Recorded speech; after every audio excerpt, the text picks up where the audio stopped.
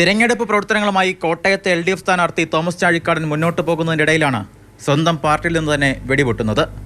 ഡൽഹിയിലേക്ക് പോകുന്നവർക്ക് പ്രതികരണശേഷി ഉണ്ടാകണമെന്നും കാർഷിക വിഷയങ്ങൾ ലോക്സഭയിൽ ഉയർത്തിക്കാട്ടാൻ ചാഴിക്കാടന് കഴിഞ്ഞില്ലെന്നും മാണി ഗ്രൂപ്പ് ഉന്നതാധികാര സമിതി അംഗവും മുൻ കടുത്തുരുത്തി MLAയുമായ PM മാത്യു മാതൃഭൂമി ന്യൂസിനോട് പറഞ്ഞു.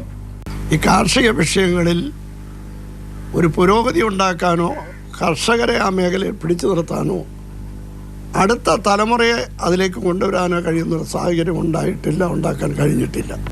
കഴിഞ്ഞ തെരഞ്ഞെടുപ്പിൽ വാസവനെ തോൽപ്പിച്ചയാളാണ് ചാഴിക്കാടൻ. അതിനാൽ തന്നെ CPM പ്രവർത്തകർ വൈരാഗ്യ ബുദ്ധിയോടെ പ്രവർത്തിക്കും. കോട്ടയത്തെ CPM കാലുവാരാൻ സാധ്യതയുണ്ടെന്നും മാത്യു പറയുന്നു.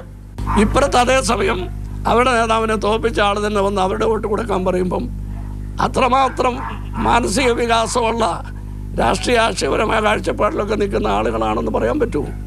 നിലവിലെ സാഹചര്യങ്ങൾ മനസ്സിലാക്കി ജോസ് കെ മാണി കോട്ടയത്ത് മത്സരിക്കണം. ഫ്രാൻസിസ് ജോർജും തോമസ് ചാഴിക്കാടനും ഏറ്റുമുട്ടിയാൽ ജയം ഫ്രാൻസിസിനൊപ്പം നിൽക്കുമെന്നും കേരള കോൺഗ്രസ് മാണി ഗ്രൂപ്പ് നേതാവിന്റെ വിലയിരുത്തൽ. ഫ്രാൻസിസ് ജോർജിന് പ്ലസ് പോയിന്റ് ഉണ്ട്. കാരണം തോമസ് ചാഴിക്കാടൻ രാഷ്ട്രീയത്തിൽ കൂടെ വന്നയാളല്ല, കേരള കോൺഗ്രസിന്റെ വിദ്യാർത്ഥികളുടെ കൂടെ ഒന്നും വന്നയാളല്ല. ഫ്രാൻസിസ് ജോർജിന്റെ പിതാവ് KM ജോർജ് സാറ് കോൺഗ്രസിന്റെ നേതാവും കോൺഗ്രസിന്റെ നിയമസഭയിലെ കക്ഷിയുടെ ഭാരവാഹം ഭരിക്കുമ്പോൾ, അതേസമയം മറുവശത്ത് സ്ഥാനാർത്ഥി തർക്കത്തിന്റെ ഇടയിലും UDF സ്ഥാനാർത്ഥിക്കായുള്ള ചുവരെഴുത്ത് തുടങ്ങി. പേരെഴുതാനുള്ള ഇടം ഒഴിച്ചിട്ടാണ് ചുവരെഴുതിയിരിക്കുന്നത്. ഫ്രാൻസിസ് ജോർജിനെ തന്നെ സ്ഥാനാർത്ഥിയായി മറ്റന്നാൾ പ്രഖ്യാപിക്കാനാണ് സാധ്യത. UDF സ്ഥാനാർത്ഥിക്കായുള്ള ചുവരെഴുത്ത് തുടങ്ങിക്കഴിഞ്ഞു. ഇനി അറിയേണ്ടത് ആരാണ് കോട്ടയത്തെ സ്ഥാനാർത്ഥി എന്നുള്ളത് മാത്രമാണ്.